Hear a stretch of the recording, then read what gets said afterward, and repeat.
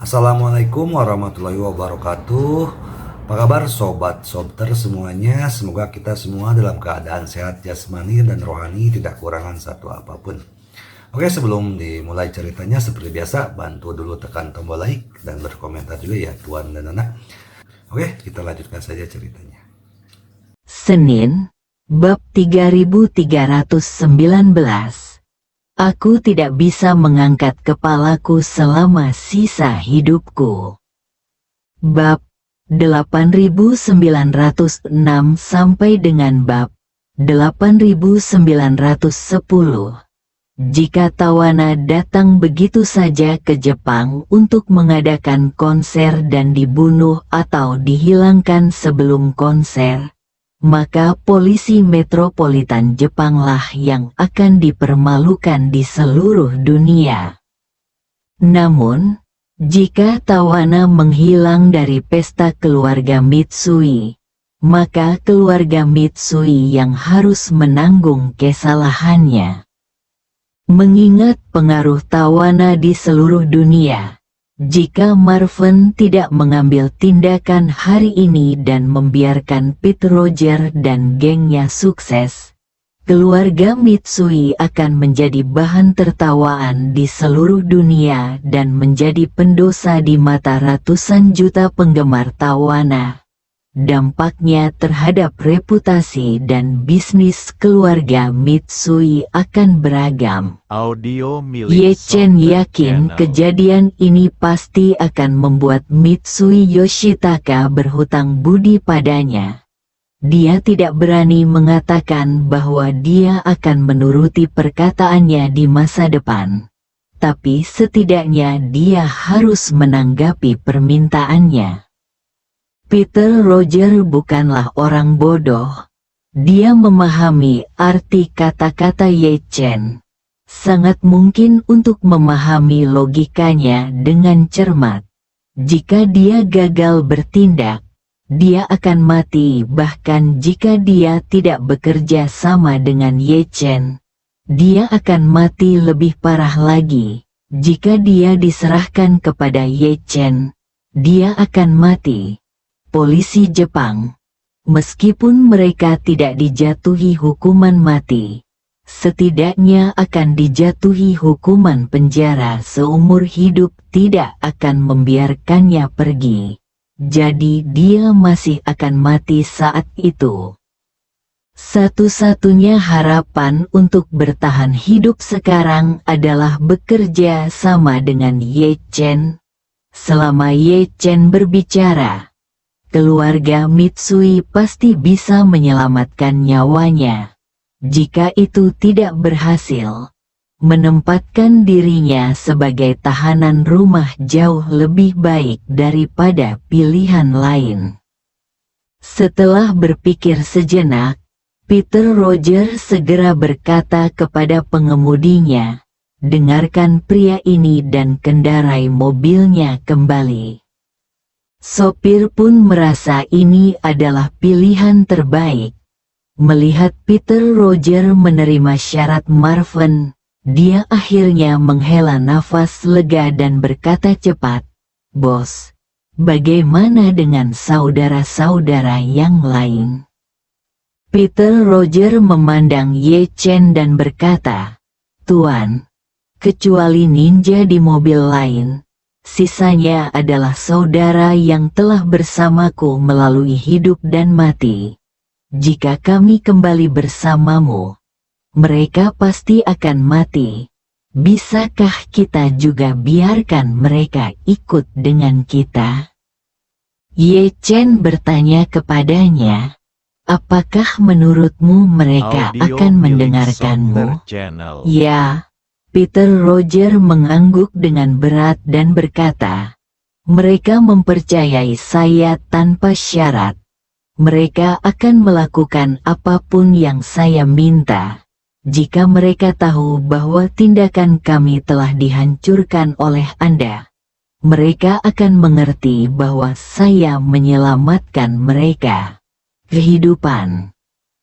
Ye Chen mengangguk dan berkata, "Oke. Anda meminta mereka untuk berbalik dan kembali.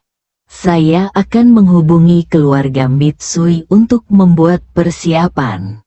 Ketika mereka sampai di sana, mereka semua harus melucuti senjata dan keluar dari mobil dan menyerah.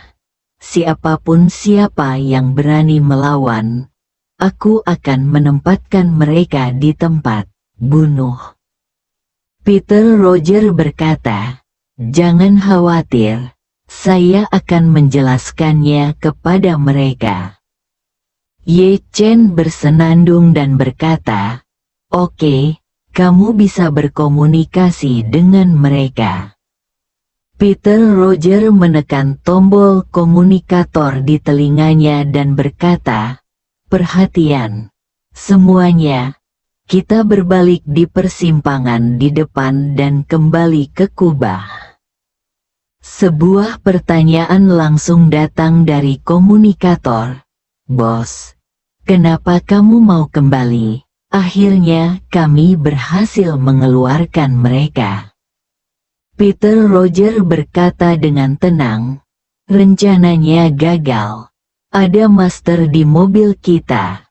Semua saudara telah kehilangan kemampuan bertarungnya. Kita berada di pusat kota Tokyo sekarang. Bahkan jika kalian berkumpul untuk bertarung, mustahil untuk berhasil. Sekali rencana gagal, kalian semua harus tahu apa hasilnya. Saya tidak perlu mengatakan lebih banyak. Kembali sekarang adalah satu-satunya kesempatan untuk bertahan, cari dan larilah demi nyawamu sendiri dan berdoalah agar tidak tertangkap." Setelah mengatakan itu, dia langsung berkata kepada pengemudinya, "Berbalik sekarang," tanpa menunggu jawaban mereka. Sopir itu mengangguk, segera melambat dan berbalik menuju kubah. Saat ini, Tawana dan Trevor datang ke mobil sambil berpegangan tangan karena terkejut. Tawana memandang Ye Chen dengan ekspresi yang rumit. Nada suaranya tidak lagi bangga dan mendominasi. Tetapi dia berkata dengan agak patuh, "Tuan Ye, Tuan, ya. Saya ingin menelepon keluarga saya dan kedutaan. Untuk masalah serius seperti ini, saya harus mencari suaka ke kedutaan." Ye Chen berkata tanpa ekspresi, "Tidak, kembali dan duduk."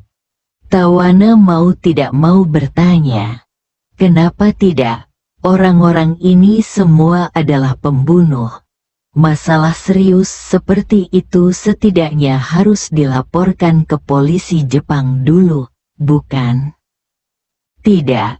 Jawaban Ye Chen masih dingin, dan dia berkata dengan tegas, "Mulai sekarang, saya memiliki kendali penuh atas masalah ini.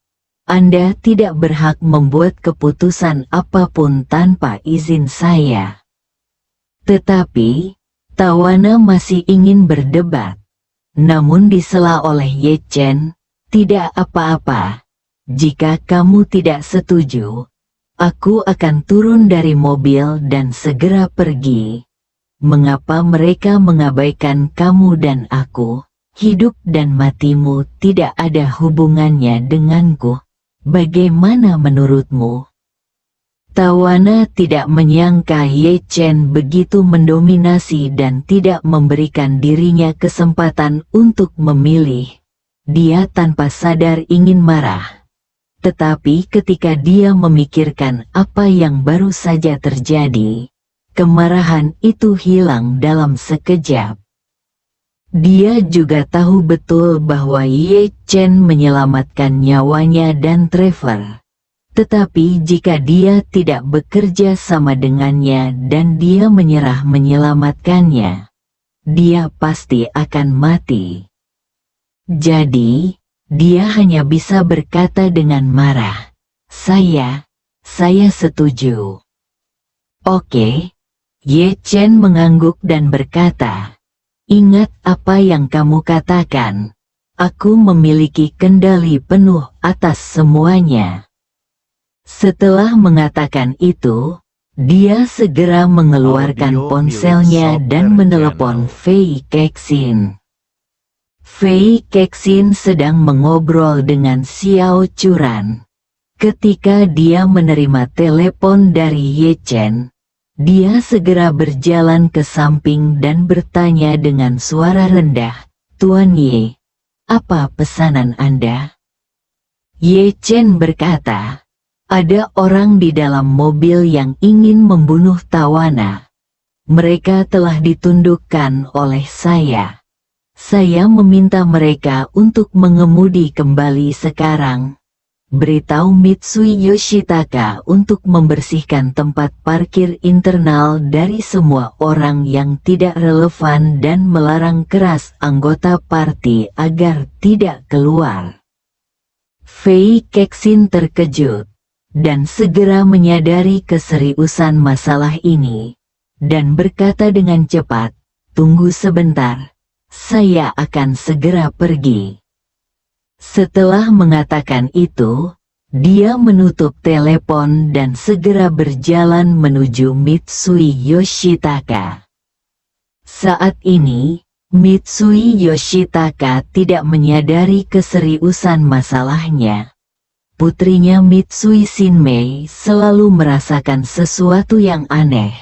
Jadi dia bertanya kepadanya, "Odo-san, mengapa agen Amerika itu membawa Tawana pergi? Saya selalu merasa ada yang tidak beres."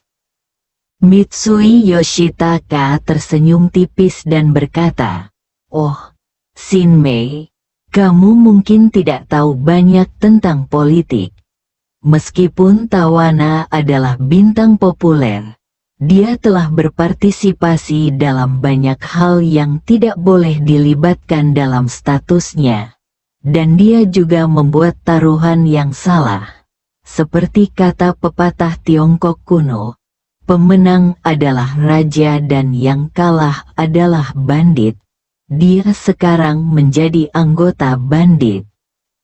Mengatakan itu, Mitsui Yoshitaka menambahkan, pemenangnya sendiri sangat tidak puas dengan perilakunya sebelumnya, dan telah secara terbuka menyatakan bahwa begitu dia menang, penyelidikan yang relevan Audio akan milik dilakukan. Software Channel.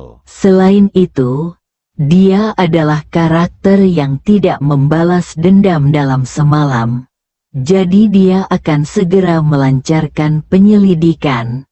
Investigasi terhadap Tawana juga diharapkan. Mungkin dia masih memiliki banyak bukti yang belum diketahui dunia luar. Begitu bukti-bukti tersebut terungkap, karir Tawana mungkin akan berakhir. Mitsui Shinmei mengatupkan bibirnya, ragu-ragu sejenak, lalu berkata, "Tapi ayah, jika pihak lain benar-benar senang dengan dendam, maka saat ini, mengapa tidak secara terbuka membawa Tawana kembali ke Amerika untuk diselidiki?" Begitu Tawana menjadi dibawa kembali ke Amerika untuk diselidiki sebelum konser dimulai, kejadian ini pasti akan menjadi berita besar yang akan menimbulkan sensasi di dunia.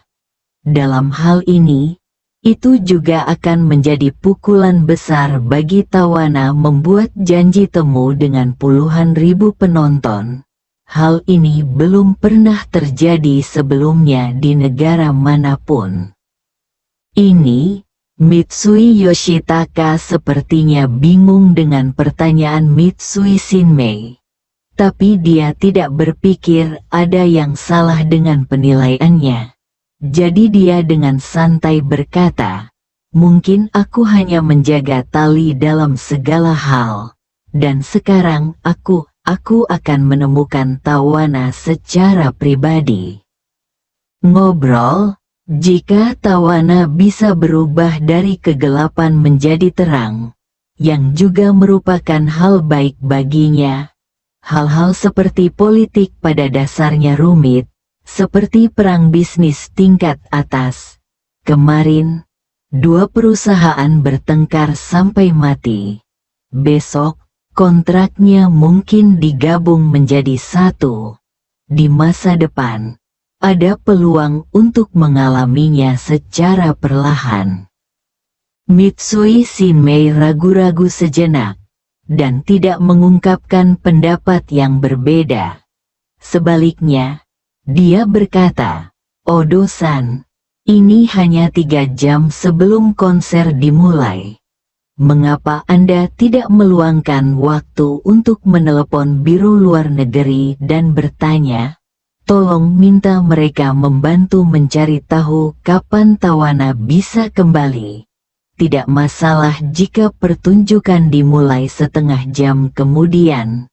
Jika ditunda 1 jam, beberapa penonton mungkin akan menimbulkan masalah." Mitsui Yoshitaka tersenyum tipis dan berkata, "Mereka baru saja berangkat, dan mereka belum tiba di kedutaan. Jangan khawatir, saya akan menelepon orang-orang dari Kementerian Luar Negeri dalam waktu setengah jam dan bertanya kepada mereka untuk membantu menanyakannya." Oke, melihat ini, Mitsui Shinmei tidak berkata apa-apa lagi. Saat ini, Fei Kexin mendatangi Mitsui Yoshitaka dan berbisik, "Tuan Mitsui, ada sesuatu yang mendesak untuk diberitahukan kepada Anda." Mitsui Yoshitaka segera mengangguk dan berkata dengan sopan, "Nona Fei, tolong bicara." Fei Kexin melirik Mitsui Shinmei dan ibunya, dan berbisik, "Ayo minggir dan ngobrol." Melihat ini, Mitsui Yoshitaka menduga masalah ini mungkin sangat penting. Jadi dia segera bangkit dan datang ke samping bersama Fei Kexin. Mitsui Shinmei segera berdiri dan mengikutinya. Mitsui Yoshitaka melihat bahwa dia mengikutinya dan berkata dengan cepat, "Shinmei, Duosang dan Nona Fei memiliki hal penting untuk didiskusikan, jadi jangan ikuti saya." Mitsui Shinmei buru-buru bertanya, "Nona Fei?" Shinmei berani bertanya, "Apakah ini ada hubungannya dengan Tawana?" Fei Kexin melihat sedikit kekhawatiran dalam ekspresinya dan tahu bahwa dia pasti menyadarinya. Jadi dia tidak siap untuk menghindarinya. Melihat tidak ada orang lain di sekitarnya, dia berkata kepada mereka berdua, "Tuan Ye, datang saja kepadaku. Panggil." Orang-orang di dalam mobil itu semuanya adalah pembunuh yang dikirim oleh Amerika Serikat untuk membunuh Tawana Sweet. Ekspresi Mitsui Yoshitaka langsung menjadi ngeri, dan dia berseru, "Ini, bagaimana ini mungkin?" Fei Kexin melihat ekspresi kagetnya, menggelengkan kepalanya tak berdaya dan berkata, "Tuan Mitsui, Anda beruntung hari ini. Tanpa Tuan Ye, Tawana dan pacarnya akan menjadi 2 mayat sekarang. Saya khawatir keluarga Mitsui akan melakukannya dimarahi oleh media dunia selama beberapa tahun. Dan penggemar Tawana juga akan dikritik di seluruh dunia. Boikot segala sesuatu tentang keluarga Mitsui. Sebagai kepala keluarga Mitsui dan penggagas pesta ini, Anda juga akan menjadi tikus jalanan di seluruh dunia. Lebih dari 100 juta orang Jepang akan dipermalukan karena kamu. Dan kamu tidak akan pernah bisa mengangkat kepalamu selama sisa hidupmu. Bersambung.